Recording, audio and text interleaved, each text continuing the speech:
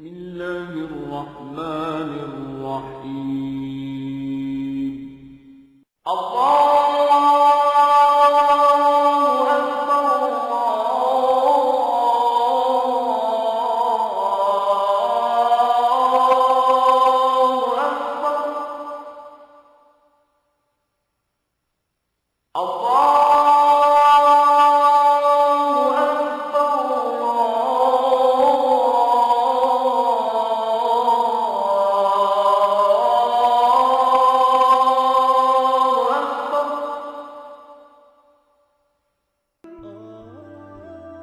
فلسطین نبیوں کی سرزمین، جس کو یہودی اسرائیلی ریاست میں تبدیل کرنے کی کوششوں میں پچھلے 125 سال سے مصروف ہیں، مگر فلسطین جو نہ کبھی ان یہودیوں کا وطن تھا اور نہ ہے۔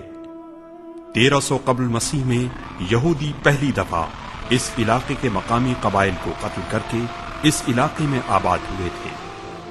10ویں صدی قبل مسیح میں حضرت سلیمان نے سب سے پہلے بیت المقدس اور ہیکل سلیمانی کو تعمیر کروایا، مگر اس کے بعد یہودی جو اس وقت بنی اسرائیل کہلاتے تھے آپس میں لڑ کر 2 حصوں میں تقسیم ہو گئے، اور 8ویں صدی قبل مسیح میں اسیریا قوم نے اس علاقے سے یہودیوں کا قلع قمع کر کے باہر نکال دیا، اور 6 صدی قبل مسیح میں بابل کے بادشاہ بخت نصر نے جنوبی فلسطین پر قبضہ کر کے تمام اسرائیلیوں کو جلا وطن کر دیا اور بیت المقدس کو شہید کر کے ہیکل سلیمانی کو پیوند خاک کر دیا۔ اسلام سے قبل بیت المقدس پر رومیوں کا قبضہ تھا، جنہوں نے یہودیوں کا بیت المقدس میں داخلہ قانوناً جرم قرار دیا تھا۔ اس کے باوجود یہودی فلسطین کو اپنی میراث کہتے ہیں۔ بیت المقدس، جس کو 1400 سال پہلے حضرت عمر فاروق رضی اللہ تعالیٰ عنہ نے اپنے دور خلافت میں رومیوں یعنی عیسائیوں سے آزاد کروایا تھا اور یہودیوں کو عبادت کی اجازت دے دی۔ اس کے بعد عیسائیوں نے دوبارہ قبضہ کر لیا، مگر 900 سال پہلے دوبارہ صلاح الدین ایوبی نے اس کو عیسائیوں سے واپس چھین لیا۔ بیت المقدس کی تاریخ بتاتی ہے کہ بیت المقدس کی تعمیر کے بعد سے یہودی صرف 150 سال آباد رہے، جبکہ حضرت عمر کے زمانے سے مسلمان بیت المقدس میں مستقل آباد ہیں، اور ان 1400 سالوں میں یہاں یہودی کبھی نہیں رہے۔ مگر جب 1880 میں پوری دنیا کے ممالک نے ان کی سازشی حرکتوں سے تنگ آ کر ان یہودیوں کو اپنے ملکوں سے نکالا تو انہوں نے فلسطین کا رخ کیا، کیونکہ اس وقت صرف مسلمان ہی ان کے دشمن نہیں تھے، باقی عیسائی اور کمیونسٹ دونوں ان کی جان کے دشمن تھے۔ اور آخرکار 1880 میں چلنے والی یہودی تحریک کے نتیجے میں دنیا بھر سے یہودی فلسطین میں جمع ہونا شروع ہو گئے اور مقامی عربوں سے زمینیں ہتھیانا شروع کر دیں۔ پھر 1901 میں خلافت عثمانیہ کے خلیفہ سلطان عبد الحمید سے یہودی ریاست کے قیام کے لیے مدد مانگی گئی، اور اس کے انکار کرنے کے جرم میں اس کے خلاف سازشیں کر کے اس کی حکومت کا تختہ الٹ دیا، اور آخرکار مسلمانوں کی مرکزیت کو پارا پارا کر کے خلافت عثمانیہ کو چھوٹے چھوٹے ملکوں میں تقسیم کر دیا گیا، اور اس طرح مسلمانوں کے اتحاد کو ایک یہودی سازش نے ٹکڑے ٹکڑے کر کے رکھ دیا۔ یہودیوں کی یہ ریاست اسرائیل جب قائم ہوئی تو بہت چھوٹی تھی، مگر آہستہ آہستہ یہ اطراف کے مسلم علاقوں پر قبضہ کر کے یہ ریاست مستقل بڑی ہوتی جا رہی ہے۔ 1917 میں یہودی صرف 4% زمینوں کے مالک تھے اور مسلمان 90% زمینوں کے مالک تھے، مگر 1994 میں یہودی قبضہ 90% حصے پر ہو گیا۔ اسی طرح 1917 میں یہودی آبادی صرف 56,000 تھی، جو 5 سال میں 83,000 سے زیادہ ہو گئی۔ 1922 میں فلسطینی زمینوں پر اسرائیل کا قبضہ 1,48,000 ایکڑ تھا، جبکہ 1939 تک یہ قبضہ بڑھ کر 3,83,350 ایکڑ ہو گیا۔ اسرائیل نے 1962 کی جنگ کے بعد مغربی کنارے اور غزہ پر قبضہ کر کے مقبوضہ علاقے میں تیزی سے یہودی بستیاں تعمیر کرنی شروع کر دیں، اور آج تک 140 बस्तियां बसाई जा चुकी हैं, जिसके नतीजे में आबादी का तवाजुन बिगड़ गया है। इस वक्त 28% हिस्सा मुसलमानों के पास है और 72% हिस्सा इसराइल के जबरी कब्जे में है। मगर इसराइल मुतालबा कर रहा है कि हमको 15% हिस्सा मजीद दिया जाए। इस तरह 87% इलाका 50 लाख यहूदियों के लिए और 13% इलाका 40 लाख मुसलमानों के लिए होगा, जबकि 50 लाख फलस्तीनी पहले ही इसराइल के जुल्म से मजबूर होकर हिजरत कर चुके या अक़वाम मुत्तहिदा की कायम करदा खेमा बस्तियों में हैं। आज इसराइल की पार्लियामेंट पर जो अजीम तर इसराइल का नक्शा है, इसमें मक्का और मदीना समेत तुर्की, इराक, उर्दून, कुवैत, शाम और मिस्र शामिल हैं। ये उनके भयानक अज़ाइम की एक हल्की सी झलक है। मसला फलस्तीन न जमीन का तनाजा है और न ही कोई सियासी मसला, बल्कि ये मुसलमानों के अकीदे का हिस्सा है। इसराइल ने मुसलमानों की जमीनों से मुसलमानों को बेदखल करके गुंडागर्दी के बल पर फलस्तीनियों की जमीन पर कब्जा कर लिया है। इसराइल को आज सुपर पावर की हिमायत हासिल है, जो हर साल फौजी और माली इमदाद के साथ साथ अक़वाम मुत्तहिदा में भी हर ऐसी करारदाद को वीटो कर देते हैं जो इसराइल के खिलाफ होती है। जबकि 1798 में जब अमेरिका का आईन तैयार हो रहा था, उस वक्त अमेरिका के सदर बेंजामिन फ्रैंकलिन ने पार्लियामेंट से खिताब करते हुए कहा, अमेरिका को सबसे ज्यादा खतरा यहूदियों से है, क्योंकि यहूदी जिस सरजमीन पर पहुंचे हैं वहां की अखलाकियात को तबाह और तिजारती उसूल और जवाबित को बर्बाद कर देते हैं। अगर ये लोग अमेरिका से निकाल बाहर नहीं किए गए तो 100 साल के अंदर इनका सैल रवां अमरीकी अवाम को उनका महकूम बना देगा और वो इस मुल्क का निजाम तबाह बर्बाद कर देंगे। मगर अफसोस, उसके बाद के आने वाले अमरीकी हुक्मरानों ने अपने साबिका हुक्मरानों के सबक को भुला दिया और आज अमरीका में 60 लाख यहूदी आबाद हैं, जबकि न्यूयॉर्क शहर में 25 लाख यहूदी आबाद हैं, जिन्होंने अमरीका की मईशत अपने कब्जे में कर रखी है। और अमरीका के तमाम सदर मजबूर हैं कि इसराइल की हर सतह पर मदद करें, जबकि दूसरी तरफ फलस्तीनियों की मदद करने वाले वो मुस्लिम हुक्मरान हैं जो खुद सुपर पावर के गुलाम हैं, जो खुराक की इमदाद तो कर सकते हैं मगर फौजी इमदाद नहीं कर सकते, जो शहीद होने वालों के घरों की कफालत तो करते हैं मगर असलाह देने से कासिर हैं। यही वजह है कि 9 दिसंबर 1987 में आखिरकार हमास ने अल इंतिफाजा जैसी तहरीक के जरिए मुसल्ला जिद्दोजहद का आगाज किया। इसराइल की बुनियाद रखने के लिए अप्रैल 1948 में यहूदी दहशतगर्द स्क्वाड ने डेर यासीन के 416 देहातों का मुकम्मल खात्मा कर दिया और 254 फलस्तीनियों को शहीद और हजारों को माजूर करके जुल्म और बर्बरियत की वो दास्तान रकम की है कि चंगेज खान भी शर्मा जाए। खेतों में काम करने वाले नौजवानों को शहीद करके उनके लाशें दरख्तों पर लटका दिए, बूढ़ों के हाथ काट दिए, औरतों को जिनसी तशद्दुद का निशाना बनाया, मासूम बच्चों को अंधा कर दिया और घरों को लूटकर मकीनों को हलाक कर दिया।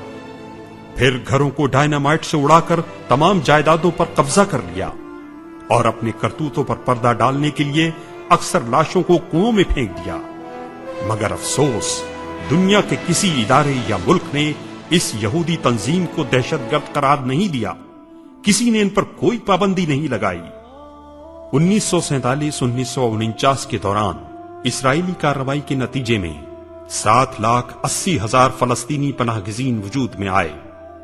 इन यहूदी दहशतगर्दों ने अपनी दहशतगर्दी की दहशत दिखाने के लिए न सिर्फ फलस्तीन में इन मुसलमानों का जीना दोभर किया हुआ है, बल्कि जो फलस्तीनी अतराफ के मुमालिक में अक़वाम मुत्तहिदा के कायम करदा महाजिर कैंपों में रहते हैं, ये जालिम वहां भी इन मजलूमों को अपनी दहशतगर्दी का निशाना बनाते हैं, जिसकी मिसाल 1996 में लबनान में फलस्तीनियों की खैमा बस्तियों पर इसराइल की वहशियाना बमबारी थी, जिसके बारे में मशहूर अमरीकी सहाफी रॉबर्ट फिस्ट ने अपनी रिपोर्ट में लिखा है,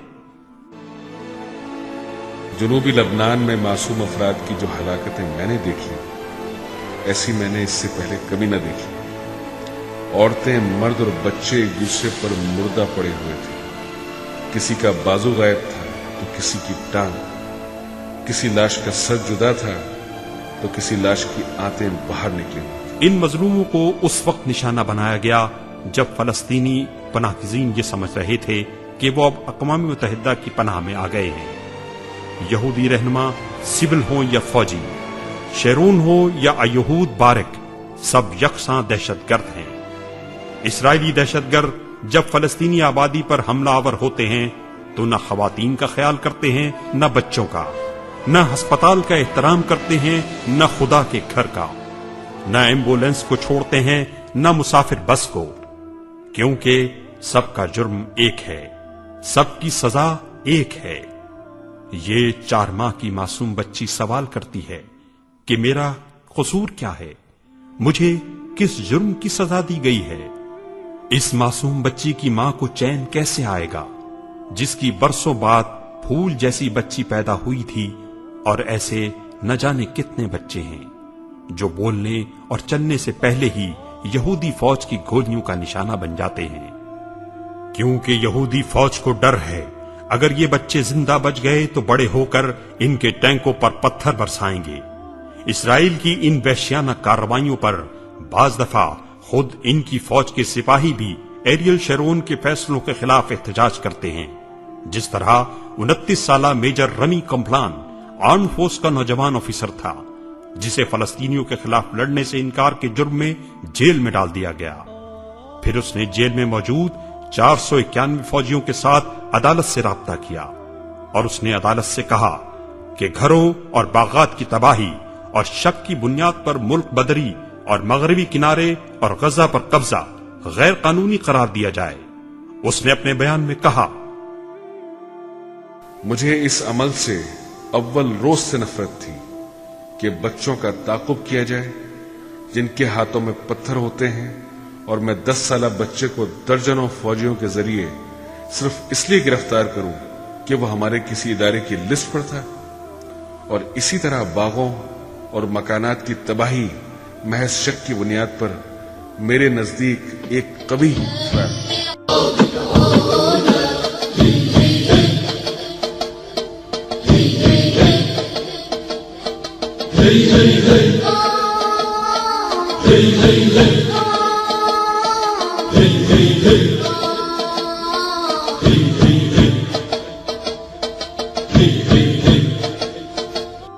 انیس 1987 کے اختتام پر آخرکار مقبوضہ علاقے کے اندر بسنے والے فلسطینیوں کو یقین ہو گیا کہ 56 ملکوں کے مسلمان حکمرانوں سے بیت المقدس کی آزادی اور اسرائیل کی ظالمانہ کارروائیوں سے بچاؤ کے لیے کوئی مدد نہیں مل سکتی، اور انہوں نے یہ بھی جان لیا کہ اقوام متحدہ کی کسی قرارداد کی عالمی طاقتوں کے نزدیک کوئی حیثیت نہیں۔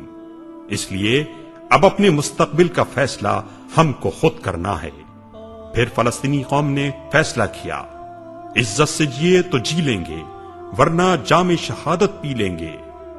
اور دسمبر 1987 میں حماس نے الانتفاضہ کی تحریک کا آغاز کیا۔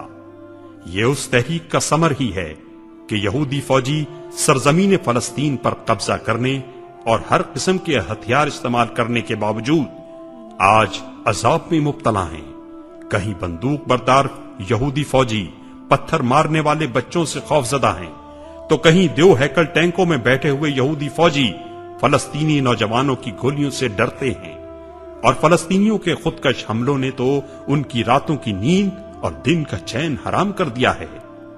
سن 2001-2002 میں 10 لاکھ یہودیوں نے جان کے خوف سے اسرائیل سے ہجرت کی، اور اپنے اس خوف ہی کی وجہ سے یہودی حکمران 40 لاکھ فلسطینی پناہ گزین کو فلسطین میں کسی قیمت پر داخل کرنے پر تیار نہیں، کیونکہ اس طرح فلسطینی یہودیوں سے اکثریت حاصل کر لیں گے جو اسرائیل کو کسی قیمت پر قبول نہیں۔ فلسطینی قوم نے حماس کے بانی شیخ احمد یاسین کو اپنا رہنما بنا لیا ہے۔ شیخ احمد یاسین نے کہا، اگر فلسطینی اپنے بستروں میں بھی چھپ جائیں، جب بھی یہودی ایک ایک فلسطینی کو چن چن کر مار دیں گے، اس لیے ان ظالم یہودیوں کو بتا دو، جس موت سے تم ڈرتے ہو اس موت سے میری یاری ہے۔ ہر لڑکی کی طرح میرے بھی کچھ خواب تھے جو ختم ہو گئے۔ اب میری زندگی میں صرف دکھ اور غم ہے۔ اب مجھے نہ اپنے گھر کے تباہ ہونے کا خوف ہے اور نہ گھر والوں کے شہید ہونے کا ڈر ہے، کیونکہ اسرائیلی فوج نے وہ سب کچھ ختم کر دیا جس کے چھن جانے کا خوف آدمی کو بزدل بناتا ہے۔ اسرائیل نے ہمیں ہتھیار اٹھانے پر مجبور کر دیا ہے۔ ہم کسی اسرائیلی کو مارنا نہیں چاہتے، مگر ہمارے پاس اس کے علاوہ اپنی موجودگی ثابت کرنے کا اور کوئی طریقہ نہیں۔ حماس نے ہم کو بقا کا راستہ دکھایا ہے۔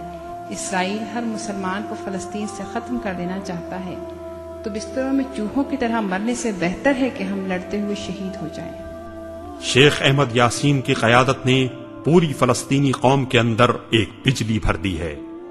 ہر شہادت قوم کے جذبے بڑھا رہی ہے۔ مائیں اپنے جوان بیٹوں کے سینوں پر خود بم باندھ کر خودکش حملوں کے لیے روانہ کرتی ہیں اور اس کی شہادت کی اطلاع آنے تک اس کی کامیابی کے لیے دعا کرتی ہیں۔